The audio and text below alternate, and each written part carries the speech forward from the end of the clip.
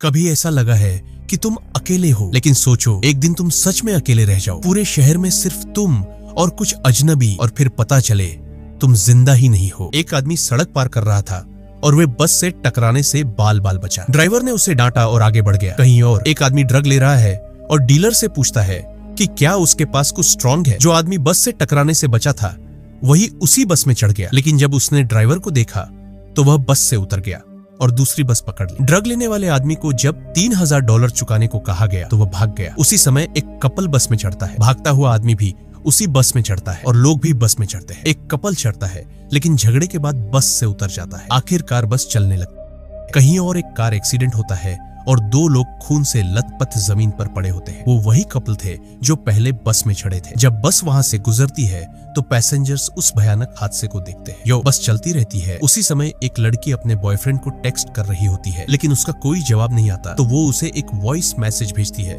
और पूछती है कि वह कहाँ चला गया। 3 स्टूडेंट्स बस से उतरते हैं जब वे अपनी डेस्टिनेशन पर पहुंचते हैं, लेकिन उनमें से एक को बहुत तेज सिकनेस होती है और बाकी 2 उसे उसके डॉर्म तक ले जाते हैं। बाकी लोग जो बस में बचे होते हैं अपने फ्रेंड्स और फैमिली को कॉल करते हैं, लेकिन कोई जवाब नहीं देता। एक आदमी वोंग मैनफा देखता है कि सड़क पूरी तरह सुनसान है और सिर्फ उनकी बस ही वहां है। वे लोग रेडियो ऑन करने की कोशिश करते हैं, लेकिन कोई स्टेशन काम नहीं कर रहा होता। शून्य बताता है कि उसने पुलिस को कॉल किया था, लेकिन अब वह भी काम नहीं कर रही। वह कहता है कि सब लोग गायब हो गए हैं और अब सिर्फ उनकी बस बची है। वोंग को याद आता है कि जब वे लोग लायन रॉक टनल से गुजर रहे थे तो एक ट्रक जो उनके साथ चल रहा था अचानक गायब हो गया। ड्राइवर को भी याद आता है कि उसके भाई ने भी उसी पॉइंट पर जवाब देना बंद कर दिया था। म्यूजिक बजता है। फिर वो अंदाजा लगाता है कि जब वे टनल में थे तब शायद उनका एक्सीडेंट हो गया था और अब वे सब मर चुके हैं। एक औरत कहती है। फिर एक महिला याद दिलाती है कि वो कपल जो झगड़कर बस से उतर गया था वही थे जो एक्सीडेंट में मरे हुए मिले। उसे लगता है ये डेस्टिनी थी और जैसे ही वे लोग बस में आए उनकी डेस्टिनी तय हो गई थी। Do you understand? कुछ लोग बस से बाहर जाना चाहते हैं, लेकिन वो कहता है कि बाहर जाना सेफ नहीं है। लोग इस फैसले पर बहस करते हैं। ड्राइवर सबकी बहस से तंग आकर कहता है कि वे उसके व्हीकल से बाहर निकल जाए। वो सुझाव देता है कि सबको अपना नाम बताना चाहिए और अपना कॉन्टैक्ट छोड़ देना चाहिए, और फिर सभी लोग अपना नाम बताते हैं। ड्रग एडिक्ट फाई अपना नंबर देता है और बस से उतर जाता है। बाहर जाकर वो उन लोगों से पूछता है जो बस से उतर चुके थे कि उसे छुएन कैसे जाना है, क्योंकि वो अपना स्टॉप मिस कर चुका है। लेकिन लोग उसे कहते हैं कि पैदल चलो क्योंकि अब कोई ट्रांसपोर्टेशन नहीं है। युकी, शून और ची साथ में चलते हैं और सोचते हैं कि आखिर हुआ क्या है। शून को लगता है कि शायद वो लोग हांगकांग में बचे हुए आखिरी सर्वाइवर्स हैं। शान ये जानने के लिए न्यूज चेक करता है कि क्या हुआ, लेकिन पिछले कई घंटों से कोई भी न्यूज रिपोर्ट नहीं आई है। फोन नेटवर्क तो चल रहा है लेकिन कोई कॉल उठाने वाला नहीं है। फिर युकी घर जाने का फैसला करती है और दोनों लड़कों को अलविदा कहती है, लेकिन ची कहता है कि वो भी उसी तरफ जा रहा है, तो वो दोनों साथ में निकल जाते हैं। जब वो एक ब्रिज पर खड़े होते हैं ची एक मास्क पहने हुए इंसान को देखता है और डर जाता है, लेकिन जब वो दोबारा देखता है तो वहाँ कोई नहीं होता। फिर उसे अपनी गर्लफ्रेंड दिखाई देती है, लेकिन वो भी गायब हो जाती है। म्यूजिक। युकी उससे पूछती है कि क्या वो ठीक है, तो वो कहता है कि हाँ सब ठीक। युकी थोड़ी इमोशनल हो जाती है और कहती है कि सब कुछ इतना गलत क्यों हो रहा है। वो ची को बताती है कि उसने आज ही अपनी जॉब खो दी है। फिर वो कहती है कि उसे अपने बॉयफ्रेंड को ढूंढना है और वहां से चली जाती है। ची भी अपनी गर्लफ्रेंड को ढूंढने निकलता है। उधर जो स्टूडेंट बीमार था उसकी हालत और बिगड़ जाती है। जब उसके दोस्त वापस आते हैं तो देखते हैं कि उसका पूरा शरीर जल चुका है। ये देखकर वो शॉक्ड हो जाते हैं और वहां से भाग जाते हैं। ची एक बाइक लेता है और अपनी गर्लफ्रेंड के पास पहुंचने के लिए निकलता है। तीनों स्टूडेंट्स दौड़ते हुए हाईवे तक पहुंचते हैं। वहां उन्हें ची दिखता है और वो उसकी ओर मदद के लिए भागते हैं, लेकिन ची देखता है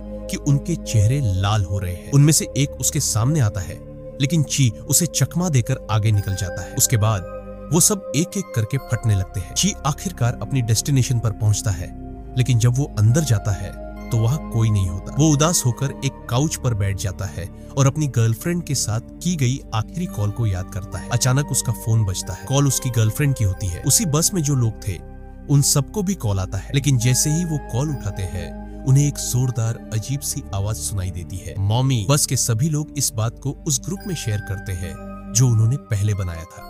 सुबह युकी अपने घर में उठती है और अपने मम्मी पापा को आवाज देती है, लेकिन वहां कोई नहीं होता। वो बाहर जाती है और रास्ते में ची से टकरा जाती है। फिर सभी लोग एक कैफे में इकट्ठा होते हैं। फाई के पास कोई और रास्ता नहीं होता तो वो अभी भी चू और हुआन की ओर पैदल चल रहा होता है। कैफे में ची बताता है कि उसने किसी को गैस मास्क पहने देखा था। फिर शुन कैफे में आता है और कहता है कि उसके पास कुछ है। वो अपना लैपटॉप खोलता है और वो साउंड प्ले करता है जो सबको अपने फोन पर सुनाई दी, तालियों की आवाज। ची यूकी से पूछता है कि क्या उसने भी उस मास्क वाले को देखा था, लेकिन यूकी को तो याद ही नहीं कि वो उसके साथ चल भी रही थी। फिर शुन बताता है कि वो आवाज शायद मोर्स कोड हो सकती है और उसे डिकोड करके 4 लेटर्स निकलते हैं, हेल्प। उसी समय सबके फोन एक बार फिर बजते हैं। इस बार भी उन्हें एक आवाज सुनाई देती है जिसे फिर से मोर्स कोड में डिकोड किया जा सकता है। शुन कॉलर से कनेक्ट करता है और पूछता है कि वो कौन है, तो एक और मैसेज आता है, मैं फंस गया हूँ। फिर एक और मैसेज आता है, यहाँ मैं बैठा हूँ एक टिन कैन में दुनिया के ऊपर। थोड़ी देर बाद एक और मैसेज आता है, प्लेनेट अर्थ है ब्लू और देयर्स नथिंग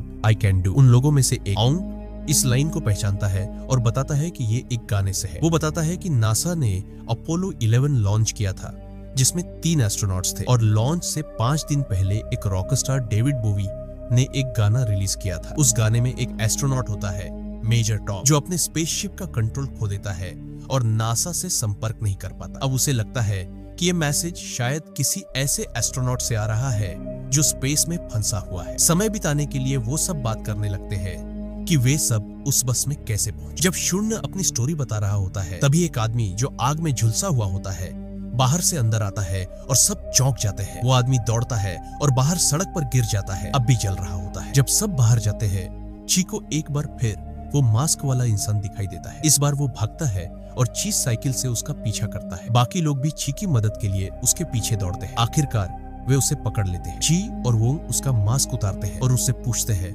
कि वो उन्हें मारने की कोशिश क्यों कर रहा है। वो आदमी फिर जापानी में बोलता है और वे उसका ट्रांसलेशन करने की कोशिश करते हैं। वो ची से कहता है कि उसे याद रखना चाहिए क्योंकि वो उसके दोस्त है, लेकिन ची को कुछ याद नहीं आता। अचानक वो आदमी भाग जाता है और सबको चकमा देकर निकल जाता है। उसके भागने से पहले वो जापानी में कुछ कहता है। जब उसका ट्रांसलेट किया जाता है तो उसका मतलब निकलता है, मैं तुम सबको बचाऊंगा। वहीं पास में एक औरत की बॉडी होती है, लेकिन किसी को समझ नहीं आता कि अब क्या किया जाए। वापस घर पर ची एक पुरानी फोटो उठाता है और देखता है कि वो मास्क वाला इंसान सच में उसका क्लासमेट था। उसी वक्त उसकी गर्लफ्रेंड का कॉल आता है और वो कहती है कि वो उसके लिए बहुत परेशान थी। वो बताती है कि उसकी माँ की मौत हो चुकी है और ये भी कि विस्फोट के बाद से वो 6 साल से लापता है। सी इससे पहले कि वो कुछ और जान पाता कॉल कट हो जाती है। शी रोने लगता है, अपनी माँ को याद करके टूट जाता है। दूसरी तरफ कैफे में एक आदमी का शरीर स्टूडेंट्स की तरफ पिघलने लगता है और फिर वह पानी से भरे कांच के बॉक्स में गिर जाता है। उसकी पत्नी रोने लगती है और सभी को दोष देती है। सब सोच में पड़ जाते हैं कि आखिर हो क्या रहा है। फिर ची सबको बताता है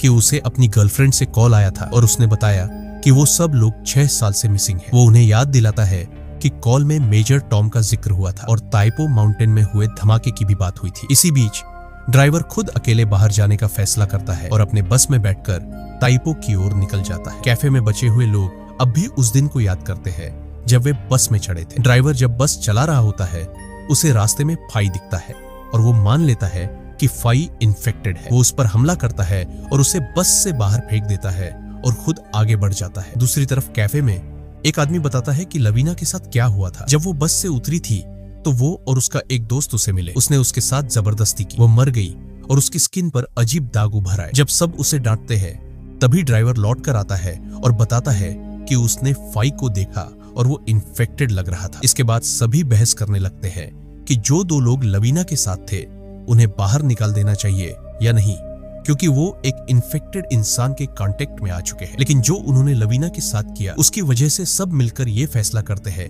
कि उस हमलावर को मार देना चाहिए। वो बहस करते हैं कि कौन पहले शुरू करेगा और आखिरकार वो उसे चाकू मारता है। फिर एक एक करके सभी लोग उसे चाकू मारते हैं। इसके बाद ची को एक पोस्टर दिखता है जिस पर लिखा होता है फुकू। उसे याद आता है कि वो जापानी लड़का भी यही शब्द बोल रहा था। सब मिलकर इस नतीजे पर पहुंचते हैं कि फुकू का मतलब है फुकुशिमा, एक न्यूक्लियर प्लांट। अब सब ये मानने लगते हैं कि शायद कहीं न्यूक्लियर मेल्टडाउन हुआ है और इसी वजह से सबको उनके घरों से निकालकर कहीं सुरक्षित ले जाया गया होगा। फिर सब तय करते हैं कि उन्हें अब ताइपो जाकर सच्चाई पता लगानी होगी। उससे पहले वो उस आदमी की बॉडी को उठाकर लाते हैं जिसे उन्होंने मारा था। जब शून्य और उसका दोस्त उसे फ्रिज की ओर ले जा रहे होते हैं तो वो अचानक जिंदा हो जाता है और उन पर हमला कर देता है। शून्य पहले उसे समझाने की कोशिश करता है, लेकिन जैसे ही मौका मिलता है वो पीछे से उस पर हमला कर देता है। इसके बाद सब लोग एक सुपरमार्केट जाते हैं जहां से वो प्रोटेक्टिव गियर जैसे मास्क और स्क्रब्स खरीदते हैं। फिर वो सब बस में चढ़ जाते हैं